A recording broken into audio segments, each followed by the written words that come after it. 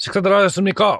본격적인 장마가 시작된 것 같습니다. 몇 주째 주말에만 비가 오는 만행과 더불어 급급한 습기가 올라오기 시작하죠. 다들 건강 챙기시기 바랍니다.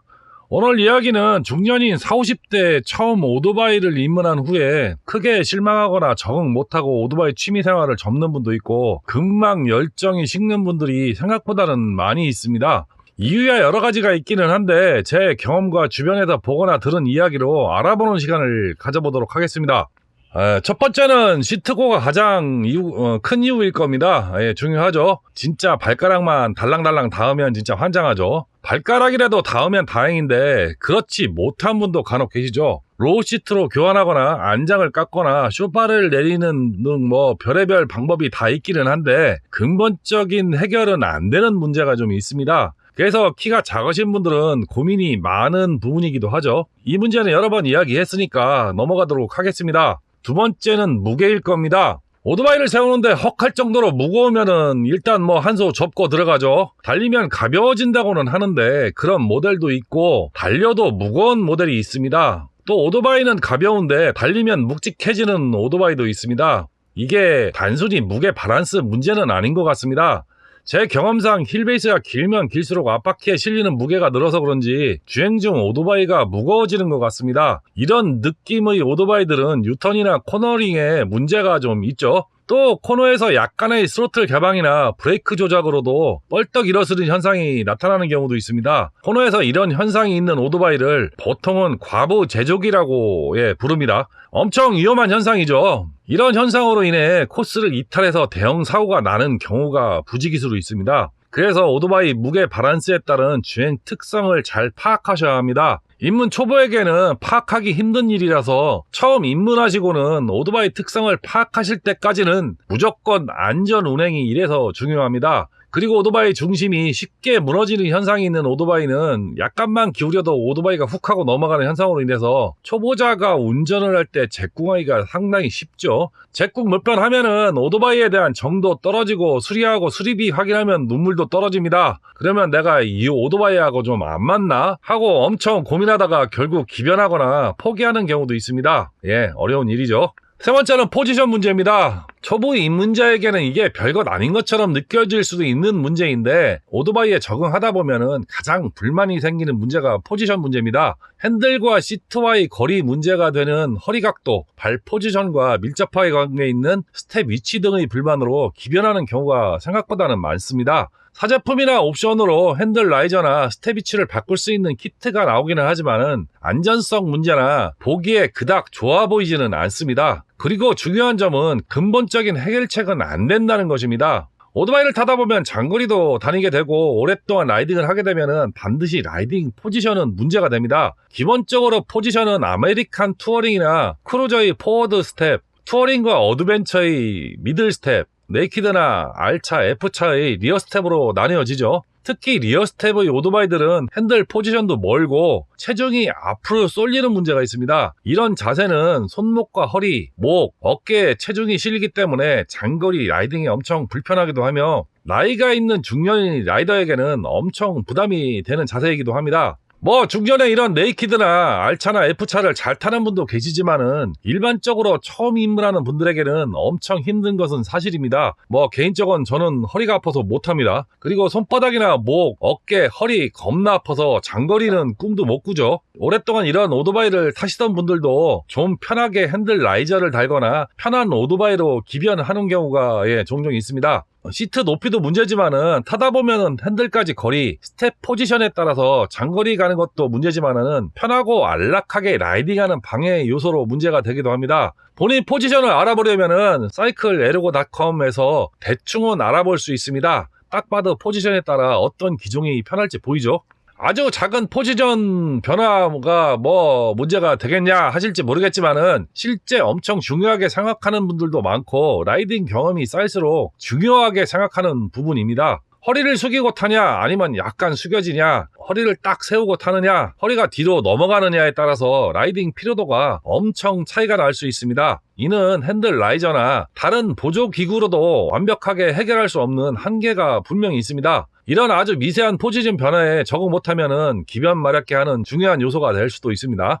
또 시트의 편안함도 중요합니다. 알차나 F차, 네이키드처럼 시트가 얇고 딱딱하면은 라이딩의 안정성, 무게중심 이동, 시트고를 낮게 해주는 역할은 하지만은 장거리를 가면은 엉덩이 깨지는 느낌도 들 수 있습니다. 아무리 엉덩이에 살이 많고 튼튼한 분이라도 1시간 이상 계속 주행하는 환경이면은 안 아플 수가 없습니다. 더구나 살도 없고 부실한 엉덩이를 가진 분이라면 답이 없죠. 그래서 아메리칸 투어링이나 골드윙, 스쿠터를 못 버리는 분들이 많습니다. 이런 종류의 안장은 거의 가정용 소파급이죠. 하루 종일 앉아있어도 엉덩이 베길 일은 거의 없죠. 저도 미라주 650 타면서 엉덩이가 아파본 적이 거의 없었던 것 같습니다. 다만 시트가 너무 커서 엉덩이보다는 골반이 벌어져 아프거나 다리를 벌리고 앉아야 해서 허벅지가 아픈 경우는 있습니다. 안장 편한 오토바이도 복이라는 것은 아시는 분은 아실 겁니다. 요즘은 시트에 라텍스로 보강할 수도 있다고 하는데 신세계라고 합니다. 엉덩이 아프신 분들은 시도해보는 것도 괜찮을 듯 합니다. 다음은 이런 하드웨어적인 것에 적응하고 나면은 성능에 대한 불만이 생기는 분도 있을 겁니다. 아메리칸 오토바이를 처음 선택하신 분들 중에 타다 보면은 속도에 대한 갈증이 생기는 분도 있습니다.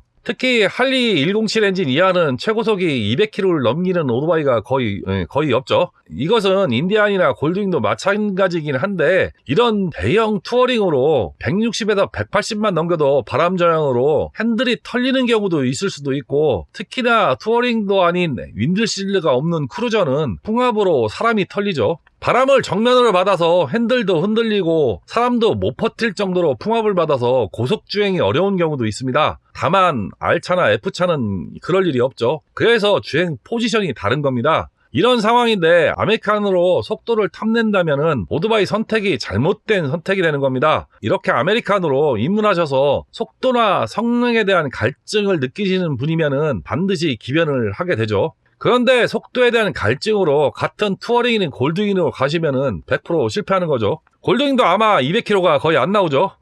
이럴 경우에는 같은 대형 투어링이라도 BMW K1600을 타셔야 200km는 넘길 수 있습니다. 이보다 더 욕심을 내시면은 R차나 F차로 가야 할 뿐이죠. 할리 인디안에서 골드윙, BMW를 거쳐 R차나 F차로 갔다면은 얼마나 돌아서 한참을 삽질하고 정착하는 것이 되는 거죠. 새 박스 차량으로 따지면은 차량 가격만 억대를 넘게 쓰셔야 자리 잡는 경우가 됩니다. 중고로 보상 판매를 하더라도 최소한 1000에서 한 3000만 원 정도는 손해를 볼 경우도 생기는 겁니다. 이렇게 한 바퀴 돌고 나면은 금전적으로나 멘탈이나 어이 털리게 되는 상황이 되는 거죠. 반대로 나는 100km면 충분한 속도다라고 생각하시는 분이 리터급을 타시는 것은 반대로 조금 오버죠. 그래서 처음부터 본인의 성격에 맞는 오토바이를 선택하는 것이 중요합니다. 네, 6번째입니다.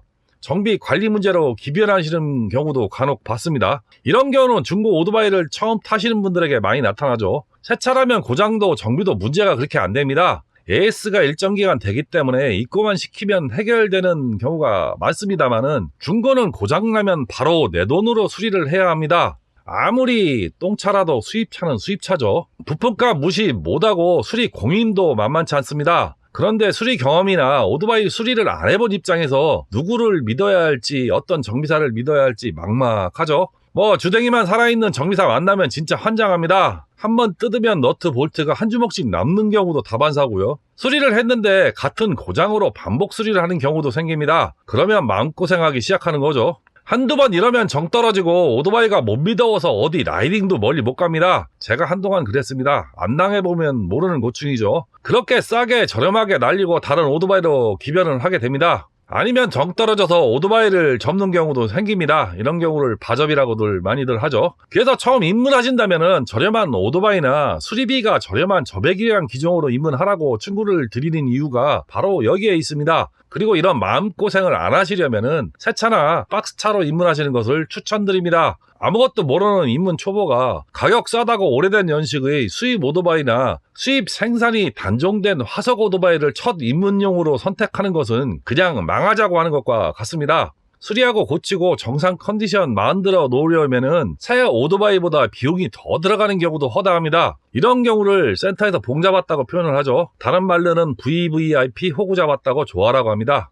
절대 오토바이 경험이 없는 분은 오래된 중고보다는 중고를 선택하셔도 AS 기간이 남아있는 중고나 메이커에서 보증 판매하는 매물을 고르셔야 고생도 덜하고 돈도 아끼고 마음도 덜 상합니다. 절대 화석은 아닙니다. 저를 보면 이제 알만한 분들은 아실 겁니다. 2년 된 미라주 650 중고를 2015년도에 구입해서 정상 컨디션 만드는데 8, 9년 걸렸습니다. 이렇게 살려놓으니 그동안 쌓인 데미지로 오토바이가 개랑개랑합니다. 이제 죽기 직전에 바짝 힘내는 거 아닌가 심히 의심을 하며 타고 다니고 있습니다. 까짓거 장거리 가도 퍼지면 버리고 버스 타고 온다는 생각으로 운행을 합니다. 엔진 죽으면 바로 폐차 수순으로 들어갈 겁니다. 그냥 화석을 타는 희열은 저 하나 보는 것으로 만족하시기 바랍니다. 마지막은 운영비 문제로 기변을 하거나 봐접을 하시는 분도 간혹 있습니다. 네, 수입차 타면 수리비, 보험료, 타이어가 무시 못합니다. 일단 국산 동일 배기량 대비 두세 배, 많게는 4배에서 5배 정도는 더 들어갑니다. 할리 인디언 투어링이나 크루저 타시면은 수리비는 말할 것도 없이 보험료 차량만큼 나오죠. 보험료는 거의 종합보험 기준으로 100만원대에 육박합니다. 책임보험도 몇만원 차이 안 나죠. 또 전용 타이어 사용하시면은 개당 70에서 80만원, 직수입해도 40에서 50만원 정도 하죠. 1년에 한 번은 타이어 교환해야 하는 입장에서 이 돈도 무시 못하고요. 심지어 일부 대형 투어링 모델은 타이어 마일리지가 5, 6,000km밖에 안 되는 기종도 있습니다. 엔진오일 교환은 1회에 최소 10만원에서 30만원 정도 들어갑니다. 동일 배기량 국산은 3만원에서 5만원이면 교환을 하죠. 수입 오토바이는 적게는 7, 8만원, 많게는 10만원에서 20만원 받습니다. 네, 이유는 모르겠습니다. 똑같은 엔진오일인데. 이렇게 되면은 보험, 타이어 값만 해도 1년에 2, 300만원은 써야 유지가 가능합니다. 제 미라주 650은 책임보험 64,000원, 타이어 20만원이면은 1년에 8,000에서 10,000km 라이딩을 버틸 수 있습니다. 엔진오일 가격은 합성유 기준에서 1회 교환에 1,500원, 연에 3회 정도 교환합니다. 1년 유지비가 299,500원이면은 30만원이 좀 안 되죠. 이렇게 비교하시면 체감이 될 겁니다. 일반적으로 직장 다니는 빡빡한 생활 하시는 분들은 한 달에 운영비 2, 30만원에 기름값까지 하면 50만원 이상 써가며 취미생활을 한다고 하면은 좋아할 가족들이 있을까 싶습니다. 이런 여러가지 이유도 있기는 하지만 진동, 소음, 기어 간격, 클러치 무거움, 여러가지 기변 변명거리는 엄청 많습니다. 또 한 가지 기종만 타다 보니 다른 장르에 대한 호기심으로 기변 내지는 기기 추가, 기출을 하는 경우도 있기도 합니다. 다 하드웨어의 불만 때문에 기별을 하는 경우를 알아봤는데 다음은 외적인 요인인 인간관계에서 오는 갈등에 관한 이야기를 해보도록 하겠습니다. 오토바이 타면 클럽 활동을 이야기 안 할 수 없죠. 클럽 활동은 정보 취득이나 교류를 위해서 많이들 하시죠. 요즘은 라인이나 밴드, 카페 등 동호회 클럽들이 많기도 하죠. 그런데 제가 늘 이야기하는 클럽 활동 중 절대 어울리지 말아야 되는 존재들이 있습니다. 수박껍데기 하이바, 문신 토시, 청초키 무리에는 절대 같이 어울리는 것 아닙니다. 그냥 무시하시기 바랍니다. 별 게 없는 클럽이라고 분명하게 말씀드릴 수 있습니다. 또 정치질을 하는 클럽, 여왕머리 있는 클럽도 마찬가지입니다. 괜한 구설수와 정치질로 머리 아파질 일만 있는 클럽입니다. 더 이상은 많은 유튜버들이 이야기하고 있으니 더 이상은 거론 안 하겠습니다. 인간관계에서 오는 갈등 두 번째는 라이딩 친구와 멀어지는 경우가 있을 수가 있습니다. 아주 오래된 친한 친구가 아니라면은 라이딩 과정에서 친구의 다른 면을 볼 수도 있죠. 저야 불알 친구로 40년 넘게 봐온 친구이고 집안 식구 같은 친구와 같이 다니니 전혀 문제는 없었습니다. 하지만 좀 애매한 친구와 라이딩하면 평소와는 좀 다른 사람됨을 볼 수도 있죠. 라이딩을 하다 보면은 같이 숙박도 하고 밥도 먹게 되고 술도 한잔하고 하루 종일 붙어 있어야 하는 상황이 생기다 보면은 다른 면, 인간 됨됨이를 좀 보게 되죠. 그로 인해서 스트레스로 인해 라이딩을 거절하기도 못하고 애매한 일이 발생하기도 합니다. 이런 것들이 은근 스트레스가 될 수도 있으니까 라이딩 단짝을 만드실 경우에는 아주 친한 친구 사이가 아니거나 한두 번 라이딩 해보시고 문제가 있을 것 같으면 발 빼시는 것을 추천드립니다. 인간관계로 스트레스 받을 일 없이 독고다이도 괜찮다면은 가족 텐덤 독고다이도 괜찮습니다. 마지막은 가장 큰 벽인 가족의 반대입니다. 진짜 중년인 40, 50대에 나 오토바이 타고 싶어. 오토바이 사게 돈 좀 줘. 한 4천만 원만 있으면 되는데. 이렇게 이야기하면 요즘 말로 그냥 처맞죠. 최소한 등짝이라도 맞습니다. 아마도 중년에 오토바이 탄다고 하면은 90% 이상은 반대할 것으로 예상합니다. 아니면 99% 반대할 겁니다. 그래서 중년에 쉽게 입문하시는 분들이 많지도 않고 입문이나 접근이 상당히 어렵습니다. 어렵게 입문하신 분들 중에는 제가 보기에는 10%는 아예 몰래 몰바하고 있을 것으로 저는 추정을 합니다. 그리고 절반 이상은 가족들에게 오토바이 가격을 속이고 있을 것이라고 봅니다. 아주 정직하고 당당하게 입문하신 분들은 부부가 같이 입문해서 즐기거나 금전적으로 엄청 풍족하시거나 병광세급으로 물건이 엄청 실하신 분이라면은 가능할 겁니다. 이렇게 당당하게 입문하신 분들은 아주 넉넉하게 잡아야 10%? 쩌스하게 잡으면 한 5% 안 될 것으로 저는 추정을 합니다. 대부분 직장생활 하시는 분들은 아주 오래된 비상금이나 투자로 인한 여분의 돈이 생겼을 때 많이들 박스차를 지르는데, 대부분은 가격을 이중 가격으로 책정하고 있는 분들이 아마도 대다수일 겁니다. 대외적인 가격과 가족용 가격이 따로 존재하는 경우를 말하는 것이죠. 찔리는 분들 많을 것으로 압니다. 걸리면 사단이야 나겠지만 일단은 입문은 가능하죠. 일단 저지르면 용서는 그렇게 입문하는 경우죠. 걸리면 죽기 하겠냐라는 심정으로 입문을 강행하는 것도 많이 봤습니다. 이게 결코 좋은 방법은 아니죠. 그래서 저는 저배기량 저렴한 경제 부담이 적은 기종으로 입문을 하시면은 점차 쿼터나 미들급을 거쳐서 가라고 말씀드리고 싶습니다. 처음 배부터 만지고 아닙니다. 다들 아시는 이야기지 않습니까? 아니면 부부가 같이 즐기는 것도 좋은 방법입니다. 의외로 여자들 오토바이 경험하시면은 좋아하는 경우가 많습니다. 하여간 수단과 방법을 잘 선택하셔서 입문하시기 바랍니다. 의외로 입문 후에도 용서가 안 되는 경우도 많이 봤습니다. 다리 몽갱이 멀쩡하시려면은 사전 허락 꼭 받고 입문을 하시기 바랍니다. 그렇습니다. 오토바이는 본인의 성격이나 라이딩 스타일을 감안하지 않고 남 이야기만 듣고 무작정 입문하면은 금전적으로나 정신적으로 손해가 막심한 취미입니다. 유난히 감가가 많은 취미이기도 합니다. 첫 단추 잘못 꼬이면은 정말 산으로 갈 수도 있습니다. 그래서 본인의 지향점이 어디고 무엇인지를 잘 판단하셔서 본인이 결정을 하셔야 합니다. 그래야 선택이나 적응에 실패하는 경우를 줄일 수 있습니다. 선택은 본인이 하셔야 후회도 적습니다. 다만 많이 알아보시고 정보를 많이 습득하셔야 하겠죠. 공부를 많이 하셔야 합니다. 이런 절차가 귀찮다고 남의 의사에 의해 결정하면은 성공 실패를 떠나서 즐겁게 즐기지 못하는 취미 생활이 될 수도 있습니다. 저는 개인적으로 많은 취미를 해봤지만은 중독성으로 본다고 하면은 오토바이는 상급 중독성이 있는 취미입니다. 제가 도박이나 마약을 안 해봐서 모르겠지만은 담배하고 거의 비슷할 정도의 중독성이 있는 것 같습니다. 적당히 즐기면 금전적으로도 손해가 많이 없이 즐기는 방법도 많습니다. 저는 개인적으로 오디오 낚시는 운영비를 제외한다면은 오히려 돈을 벌면서 취미 활동을 했습니다. 문제는 운영비가 엄청나게 드는 보트 낚시와 음반 구입 가격이 어마어마하게 들어서 그렇지, 보트와 오디오는 구입 가격보다 처분할 때 더 저렴하게 팔아본 기억이 없습니다. 또한 오토바이 취미도 여러분은 유튜브 시청과 슈퍼땡스로 많이들 도움을 주셔서 최소한의 식비와 커피값은 충당을 하면서 운영을 하다 보니까 그렇게 많은 지출은 없습니다. 워낙 운영비가 적게 드는 오토바이 모델이라 그렇기도 하고요. 다 여러분 덕분이라고 생각을 합니다. 그래서 여러가지 오토바이 운영 팁도 드릴 수 있어서 보람찬 나날을 보내고 있고요. 많이 감사함을 느끼고 있습니다. 결론이 이게 아닌데 3000%로 갔습니다. 결론은 적당히 내게 맞는 내 라이딩 성격과 금전적 여유에 맞춰서 즐겨라입니다. 고가 오토바이로 갈수록 운영비도 비싸고 막 굴리는 것도 조심스러워서 결국 머리에 이고 다니는 형국이 될 수 있는 것이 오토바이 취미입니다. 저처럼 적당한 저렴한 오토바이로 전국 어디든 세계 어디든 다니면 다닐 수 있습니다. 그래서 적당히 즐깁시다. 그리고 안전은 꼭 지키셔야 합니다. 안 다치고 사고 없이 오래 즐기는 라이더가 가장 실력있고 훌륭한 라이더입니다. 오늘은 중년 오토바이 입문에 실패하는 이유를 이야기해봤습니다. 장마철이 시작되었습니다. 덥고 습한 날씨에 다들 건강 챙기시기 바랍니다. 중년 화이팅입니다. 긴 영상 시청해주셔서 감사합니다.